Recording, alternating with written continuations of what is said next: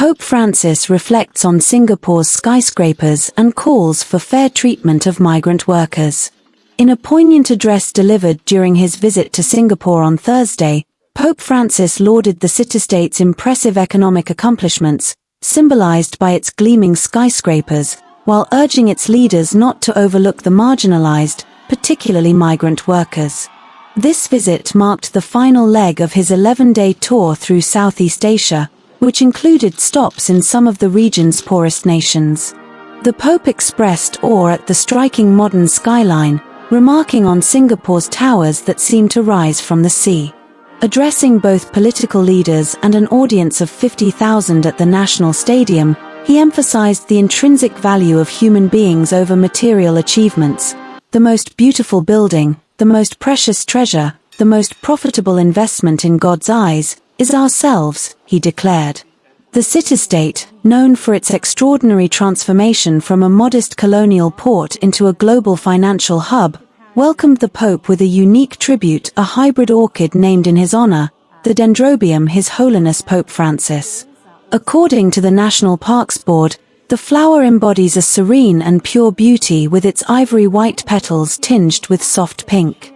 In his meeting with Singapore's President Tharman Shanmugaratnam and Prime Minister Lawrence Wong, Francis commended Singapore's commitment to sustainable development, its provision of public housing, and its world-class education and healthcare. Yet, he also cautioned against the country's relentless pursuit of excellence, warning that meritocracy could lead to the exclusion of those on society's fringes. Focusing solely on pragmatism or placing merit above all things can unintentionally justify the exclusion of those on the margins, he said, addressing the city's highly competitive culture. A significant portion of the Pope's message centered on migrant workers, a vital yet often overlooked segment of Singapore's labor force. With foreigners comprising more than a third of the workforce, including 441,000 workers in sectors like construction, shipping, and maintenance, Francis called for fair wages and improved working conditions. These workers contribute a great deal to society and should be guaranteed a fair wage, he stated. Singapore, despite its wealth, does not have a minimum wage policy, a reality that has led to criticisms of labor exploitation. A 2023 report by Human Rights Watch highlighted the harsh conditions many migrant workers face, including excessive recruitment debts, non-payment of wages, and even instances of physical and sexual abuse.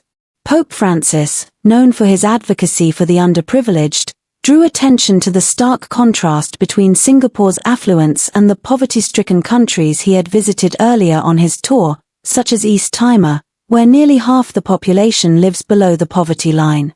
His arrival in Singapore was a vivid reminder of these economic disparities, as he landed in a high-tech airport aboard a single aircraft from East Timor's national carrier, Aero Dili.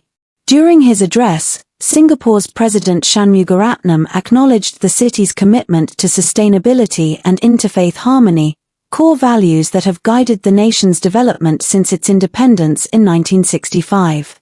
The president emphasized Singapore's environmental ambitions, including its reliance on solar energy, waste reduction, and carbon taxes as part of a larger goal to transition to a low-carbon economy by 2030. The Pope, in turn, praised Singapore's environmental policies as a model for the world, describing the nation as a shining example of what humanity can achieve by working together in harmony, with a sense of responsibility and a spirit of inclusiveness and fraternity. As the Pope celebrated Mass, it was not just a formal event but a moment of warmth and connection. Children approached his Pope mobile, receiving coveted papal rosaries, while a lucky couple secured his autograph on a Vatican parchment commemorating their wedding. Crowds lined the streets to cheer as his motorcade passed by, with many expressing their joy and admiration. Lissy Puno, a local who had crafted posters and bracelets to commemorate the Pope's visit, said, "We just wanted to make sure that we caught his attention and communicated our love and warm welcome to him here in Singapore."